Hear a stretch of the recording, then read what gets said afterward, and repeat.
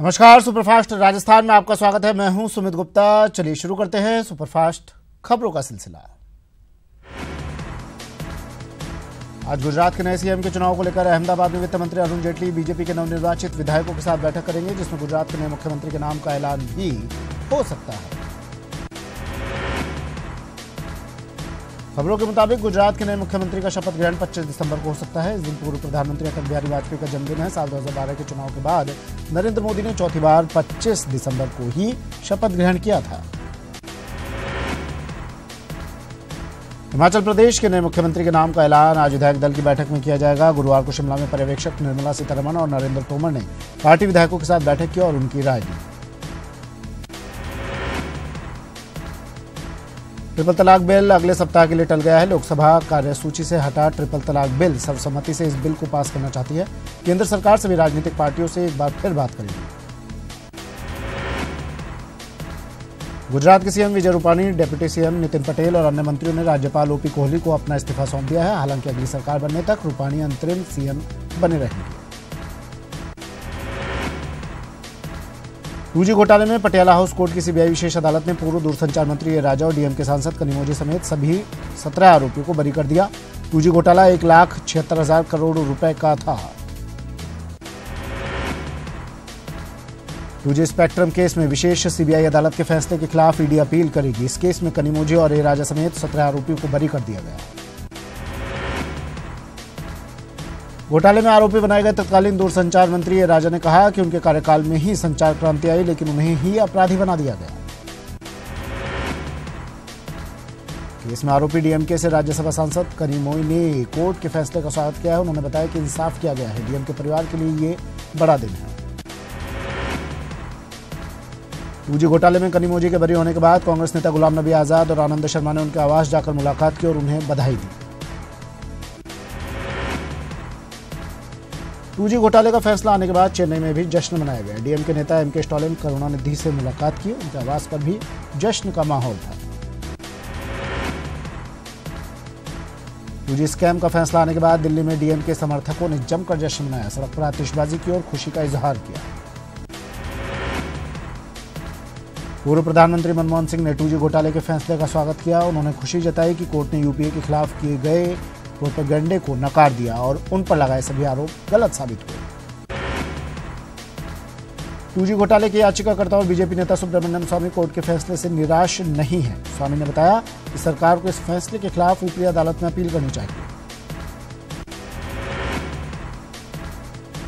सुब्रमण्यम स्वामी ने पूर्व attorney general Mukul Rohatgi की भी जमकर खिंचाई की। उन्होंने कहा कि रोहतगी 2G घोटाले के आरोपियों के वकील रहे।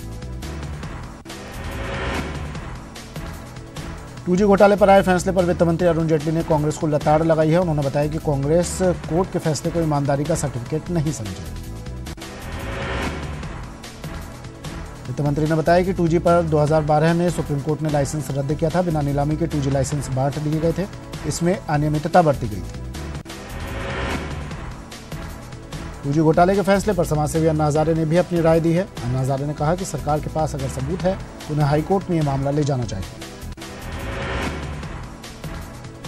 पूर्व क्रिकेटर और सांसद सचिन तेंदुलकर राज्यसभा में पहली बार बोलने से चूक गए। इस दौरान सदन में हंगामा हो गया और खेलने के अधिकार पर तेंदुलकर के विचार जानने से देश वंचित रह गया। उत्तर प्रदेश के मुख्यमंत्री योगी आदित्यनाथ आज मुंबई में रोड शो करेंगे। योगी अगले साल फरवरी में लखनऊ में आयोजित होने वाले निवेशक सम्मेलन 2018 में कारोबारियों को लुभाने के लिए ये रोड शो करेंगे। प्रद्युम्न मर्डर केस में 16 साल के आरोपी छात्र को आज गुरुग्राम की सत्र अदालत में पेश किया जाएगा। पिछली सुनवाई में जुवेनाइल जस्टिस बोर्ड ने आरोपी छात्र के खिलाफ एक बालिग व्यक्ति की तरह मुकदमा चलाने की बात कही थी। पाकिस्तान जासूसी के आरोप में जेल में बंद कुलभूषण जाधव को जल्द फांसी नहीं देगा। पाक विदेश मंत्रालय ने बयान जारी कर ये बातें बताई। बता दें कि पाक ने कुलभूषण की मां और पत्नी को वीजा दिया है, जो 25 दिसंबर को कुलभूषण से मुलाकात करेंगे। गुजरात के भरूच के देरोल गांव के पास एक ईवीएम से भरा ट्रक पलट गया। बताया जा रहा है कि जंबूसर विधानसभा का ईवीएम भरूच कलेक्टर ऑफिस में जमा करवाने के लिए ले जाया जा रहा था। आरजेडी के बंद के वक्त आरजेडी समर्थकों ने उत्पात मचाया। आरजेडी समर्थकों ने कई जगहों पर तोड़फोड़, हंगामा और आगजनी की। आरजेडी के उत्पात के चलते कटिहार और हाजीपुर में रोड जाम के चलते मरीज की जान भी चली गई। जम्मू कश्मीर के उधमपुर में करीब 1100 लोग नहर के नीचे रहने को मजबूर हैं। यहाँ नहर का पानी लीक हो रहा है, जिससे स्थानीय लोग डरे और सहमे हुए हैं। लोगों के मुताबिक प्रशासन उनकी सुध नहीं ले रहा है। यूपी के मुरादाबाद में पुलिस ने एक ट्रक से चेकिंग के वक्त लाखों की शराब की बोतलें जब्त की हैं। इसके साथ ही पुलिस ने 2 लोगों को भी गिरफ्तार किया। पुलिस के मुताबिक ये ट्रक हरियाणा से लखनऊ जा रहा था। फिल्म स्टार सलमान खान और एक्ट्रेस शिल्पा शेट्टी के खिलाफ वाल्मीकि समाज के लोगों ने प्रदर्शन किया। इन लोगों ने सलमान और शिल्पा पर वाल्मीकि समाज का मजाक उड़ाने का आरोप लगाया। ओडिशा की राजधानी भुवनेश्वर में एक निजी कॉलेज में एमबीबीएस फर्स्ट ईयर की छात्रा के साथ रेप हुआ। खबरों के मुताबिक पीड़ित छात्रा के साथ कॉलेज कैंपस में ही रेप हुआ। पुलिस ने आरोपी को गिरफ्तार कर लिया और उसे कोर्ट के सामने पेश किया। संयुक्त राष्ट्र महासभा में अमेरिकी राष्ट्रपति डोनाल्ड ट्रंप को झटका लगा है। गुरुवार को यूएन ने एक प्रस्ताव पास कर अमेरिका से यरूशलेम को इजराइल की राजधानी के तौर पर मान्यता देने के फैसले को वापस लेने को कहा। इस प्रस्ताव का भारत समेत 128 देशों ने समर्थन किया। भारतीय टीम के कप्तान विराट कोहली और बॉलीवुड एक्ट्रेस अनुष्का शर्मा की शादी का रिसेप्शन दिल्ली के एक होटल में आयोजित किया गया। अनुष्का की इस रिसेप्शन पार्टी में प्रधानमंत्री नरेंद्र मोदी भी आशीर्वाद देने के लिए पहुंचे। भारत और श्रीलंका के बीच T20 सीरीज का दूसरा मुकाबला आज इंदौर में खेला जाएगा। सीरीज में बने रहने के लिए श्रीलंका को मैच हर हाल में जीतना होगा। कांग्रेस अध्यक्ष के तौर पर राहुल गांधी आज पहली बार कांग्रेस कार्य समिति की बैठक की अध्यक्षता करेंगे। खबरों के मुताबिक CWC में नए अध्यक्ष का गर्मजोशी से स्वागत किया जाएगा। सीएम राजा आज धौलपुर दौरे पर रहेंगे, जहां मुरैना में चंबल लिफ्ट सिंचाई योजना का शिलान्यास करेंगे। 852 करोड़ की लागत से बने इस योजना के अलावा सीएम कई और सड़क परियोजनाओं का भी शिलान्यास करेंगे। पिछले 50 साल से जिले के नागरिक इस योजना की मांग कर रहे थे। इसके लिए राज्य ने वित्तीय वर्ष 2016-17 में स्वीकृति जारी कर दी थी। सीएम के दौरे को लेकर प्रशासन ने पूरी तैयारियां कर ली हैं। मुख्यमंत्री वसुंधरा राजे की अध्यक्षता में राज्य विकास की बैठक हुई, जिसमें सीएम ने विकास परियोजनाओं की नियमित मॉनिटरिंग के लिए शुरू किए गए नवाचार के सकारात्मक परिणामों पर खुशी जताई। गुर्जर समेत 5 जातियों को ओबीसी के साथ अब मोस्ट बैकवर्ड क्लास यानी एमबीसी में अलग से 1% आरक्षण मिलेगा। गुर्जर समेत 5 जातियों को एमबीसी में अलग से 1% आरक्षण देने को कैबिनेट ने सर्कुलर के जरिए मंजूरी दी है। सरकार ने बजट की तैयारियां शुरू कर दी हैं। वसुंधरा सरकार के वर्तमान कार्यकाल का यह आखिरी बजट है, इसलिए इस बजट में व्यापारी वर्ग को खुश करने की कोशिश की जाएगी। इसके तहत सचिवालय में अतिरिक्त मुख्य सचिव वित्त विभाग डीबी गुप्ता की अध्यक्षता में विशेष बैठक हुई। आमजन को समस्या से निजात दिलाने के लिए शुरू सीएम हेल्पलाइन अब खुद बीमार हो गई है। हेल्पलाइन पर शिकायतकर्ताओं का अंबार लगा हुआ है, लेकिन विभाग का सुस्त रवैया लोगों के लिए परेशानी का सबब बना हुआ है। शहरी जन कल्याण शिविरों के दौरान नियमन के लिए आए आवेदनों पर कार्रवाई नहीं करने पर मंत्री श्री चंद्र कृपलानी ने नाराजगी जताई है। स्वायत्त शासन विभाग ने सभी निकायों के अधिशासी अधिकारियों और आयुक्तों को सख्त आदेश दिए हैं।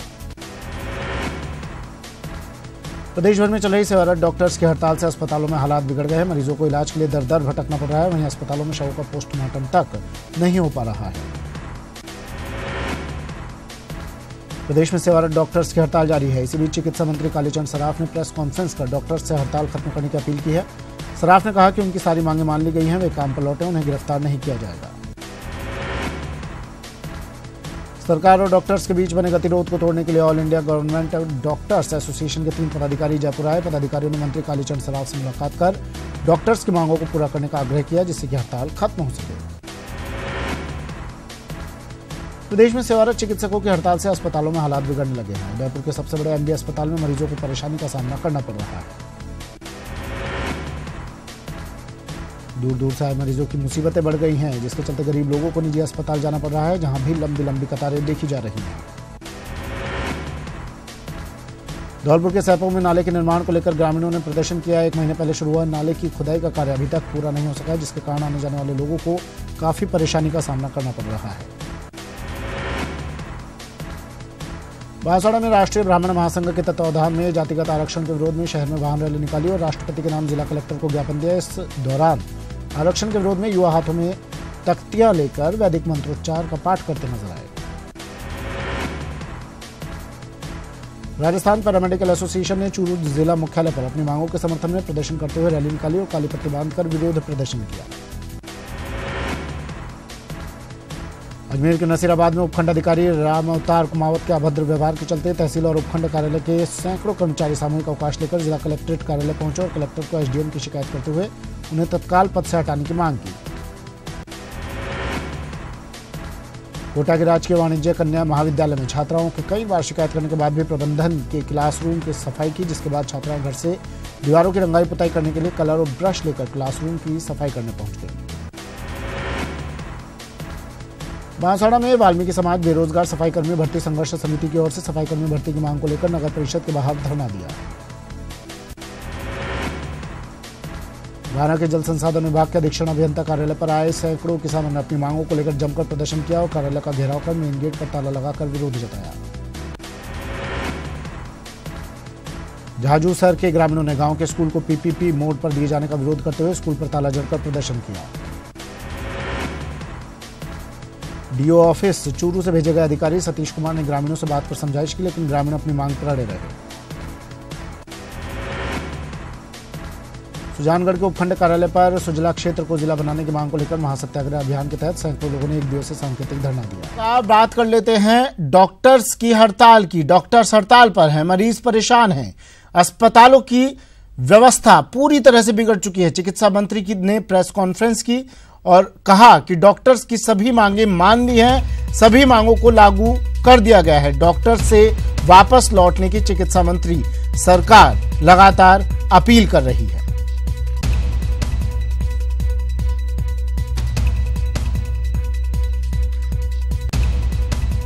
डॉक्टर्स हड़ताल पर हैं प्रदेश भर में और इस हड़ताल के कारण कई मरीजों की मौत भी हो चुकी है। सरकार अपील कर रही है काम पर वापस लौटे डॉक्टर्स। मेरे सहयोगी हमारे साथ जुड़ गए हैं, प्रदेश के हालात आपको दिखा देते हैं क्या कुछ इस हड़ताल से चिकित्सा व्यवस्था किस दौर से गुजर रही है। जयपुर से सचिन शर्मा, जोधपुर से मनोज, अभिजीत अजमेर से और कोटा से भंवर चारण हमारे साथ जुड़ गए हैं। सबसे पहले राजधानी जयपुर आपको लिए चलते हैं। सचिन, क्या चल रहा है?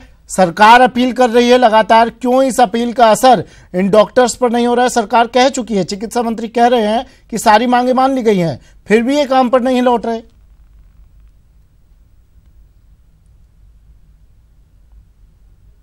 मैं आपको बताऊं कि जिस तरह से प्रदेश के सेवारत चिकित्सक और रेजिडेंट डॉक्टर्स हड़ताल पर हैं, उसी का समर्थन आज जो है प्राइवेट डॉक्टर्स ने और प्राइवेट हॉस्पिटल्स ने भी किया है। और इस समय मैं एक प्राइवेट हॉस्पिटल में मौजूद हूं, जयपुर हॉस्पिटल, यहाँ टोंक रोड पर, जहां खासी भीड़ रहती है यहाँ मरीजों की सुबह। लेकिन आज चूंकि कार्य का बहिष्कार है और कार्य का बहिष्कार के चलते 2 घंटे का जो इन्होंने कार्य का बहिष्कार रखा है डॉक्टर्स के हड़ताल के समर्थन में, इनका ये कहना है कि जो सरकार वादे कर रही है वो जो है पूरे नहीं कर रही है। कल जिस तरह की प्रेस कॉन्फ्रेंस हुई उसके बाद चिकित्सकों ने ये कहा कि सरकार ने जो दावे किए हैं वो गलत हैं, वो झूठे हैं, उनके वादे पूरे नहीं हुए हैं। सरकार जो है लोगों को भ्रमित कर रही है और चिकित्सकों के खिलाफ जो है लोगों को भड़का रही है। इस तरह के आरोप जो है वो चिकित्सकों ने लगाए और यही वजह है कि आज प्राइवेट हॉस्पिटल्स में भी जो है 2 घंटे का कार्य बहिष्कार किया गया। इस समय मैं जिस अस्पताल में हूँ मैं आपको दिखाता हूँ वहाँ के हालात कैसे हैं। यहाँ जो है पूरा जहाँ मरीजों की भीड़ रहती है वो बिल्कुल खाली पड़ा है इस समय, और जो चिकित्सक हैं वो अभी तक नहीं आए हैं। और जिस तरह से यहाँ पर लोगों को चिकित्सा की सुविधा मुहैया होनी चाहिए वो यहाँ नहीं हो पा रही है। कोशिश करूँगा मैं आपको और यहाँ के विजुअल्स दिखाने की कि किस तरह से जो है यहाँ मरीजों को इलाज मिलना चाहिए वो नहीं मिल पा रहा है। मेरे साथ में यहाँ बात करने के लिए डॉक्टर राजवेंद्र हैं जो कि न्यूरो सर्जन हैं, काफ़ी वरिष्ठ और इस हड़ताल का समर्थन कर रहे हैं। उनसे बात करने की मैं कोशिश करता हूँ। डॉक्टर साहब, क्या वजह है कि आप लोग जो है कार्य बहिष्कार पर और आज मरीजों को नहीं देख रहे हैं? देखिए, मैं आपको बताना चाहता हूँ कि जिस तरीके से पिछले कुछ दिनों में घटनाक्रम चले हैं एवं डॉक्टरों की गिरफ्तारी हुई है, खासतौर पर पूरा चिकित्सा जगत उस वजह से रोष में है। हमारे रेजिडेंट डॉक्टर्स हैं, चाहे हमारे सेवारत चिकित्सक हैं, उनकी जो मांगे थी वो अपनी जगह हैं। उनकी कुछ मांगों पर सरकार ने सहमति भी दर्शाई, लेकिन अभी भी उनकी कुछ मांगे लंबित हैं। सबसे महत्वपूर्ण मुद्दा जिसको लेकर के पूरे प्रदेश में एवं मैं कहना चाहता हूं कि दूसरे स्टेट्स में भी डॉक्टर्स एकजुट हुए हैं, वो हमारे डॉक्टरों की गिरफ्तारी का मुद्दा है। जिस तरीके से दमनात्मक कार्रवाई करके उनको गिरफ्तार किया, आज करीब 90-100 डॉक्टर हमारे जेल में पड़े हैं। वह एक सरकार की मंशा को दर्शाता है कि किस क्रूरता के बिल्कुल साथ जो डॉक्टर्स की गिरफ्तारी हुई है उसका विरोध ये डॉक्टर्स कर रहे हैं और निजी चिकित्सक भी अब निजी अस्पताल भी इन डॉक्टर्स की हड़ताल के समर्थन में आ गए हैं। जोधपुर लिए चलते हैं। मनोज, क्या कुछ हालात जोधपुर के?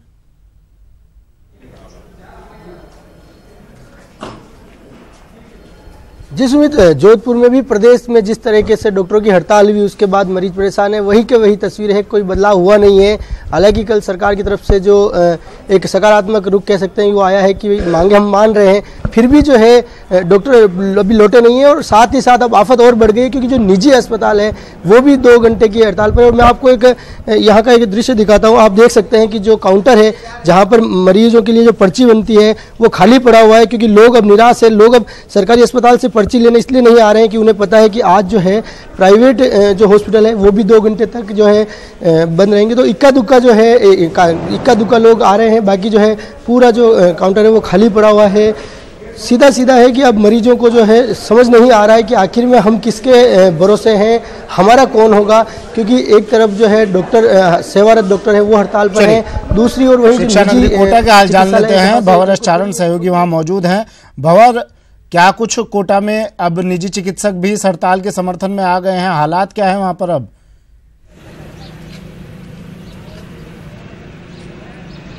जी देखिए, मैं जिस डिस्पेंसरी के बाहर मौजूद हूँ वहाँ पर इक्के दुक्के मरीज आ रहे हैं और एक आध डॉक्टर वैकल्पिक तौर पर लगा रखा है जो उनको उपचार दे रहे हैं। दिखाने लायक वहाँ पर कुछ भी नहीं है।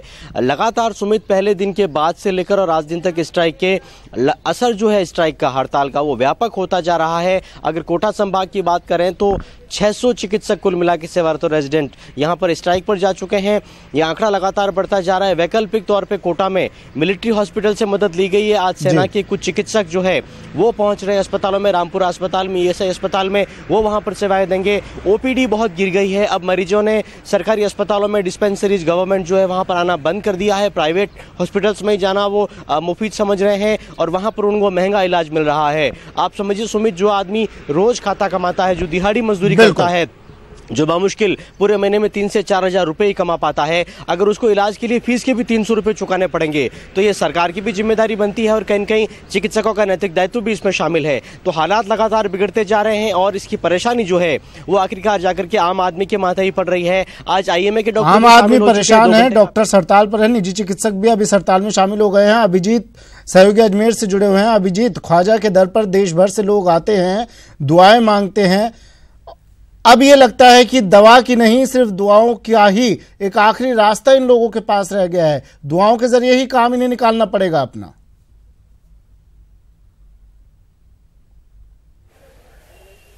देखिए सुमित, जाहिर तौर पर जो डॉक्टरों की हड़ताल के चलते, सरकार की हठधर्मिता के चलते 7वें दिन जो हालात हैं वो बेहद खतरनाक होते जा रहे हैं। अगर बात करें अजमेर की, क्योंकि कल रात को ही जवाहरलाल नेहरू अस्पताल ने एक सरकारी आंकड़ा जारी किया है जिसमें 16 तारीख से, जब से सेवारत डॉक्टर्स स्ट्राइक पर गए हैं, उसके बाद से लेकर 16 से 19 तक के दौरान इस अस्पताल में जो मौतें हुई हैं, 52 मौतें यहाँ पर दर्ज की गई हैं और 19 दिसंबर के दिन 22 मौतें हुई हैं। ये अपने आप में एक बेहद खतरनाक और अलार्मिंग आंकड़ा है, खासतौर से सरकार के लिए, जो इस बात के अब और ज्यादा संजीदगी से प्रयास किए हैं कि सेवारत चिकित्सक जो हैं वो जल्द से जल्द अपने ड्यूटी पर लौटें, जिससे आमजन जो है जो परेशान हो रहा है और जो अकाल मौत का शिकार हो रहा है, कहीं ना कहीं उसे राहत दी जा सके और मौतों के इस संवेदनशील मामले में कहीं किसी तरह की आंकड़ेबाजी नहीं हो, इस बात का खास ध्यान रखा जाए।